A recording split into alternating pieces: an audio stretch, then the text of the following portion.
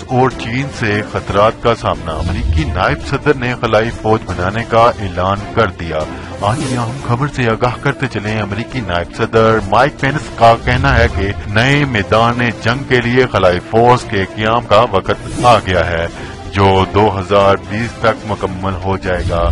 غیر ملکی نشریاتی ادارے کے مطابق امریکہ کے نائب صدر مائک پینس نے وزارت دفاع میں تقریر کرتے ہوئے کہا ہے کہ وقت آ گیا ہے کہ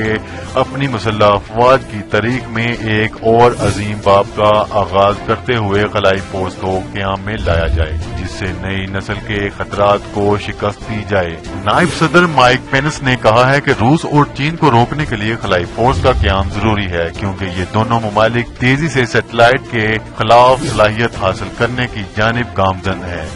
اور جلد ہی اپنے سیٹلائٹ ہمارے سیٹلائٹ کے قریب لا سکیں گے، جس کے باعث ہماری خلائی نظام کو ایسا خطرہ لاحق ہوگا جو اس سے قبل کبھی نہیں ہوا۔ دوسری جانب مائک پینس کی تقریر کے بعد امریکی صدر ڈونلڈ ٹرمپ کی جانب سے ایک بار پھر ٹویٹ کیا گیا، جس میں انہوں نے واضح طور پر خلائی فوج کی تشکیل کی تصدیق کی۔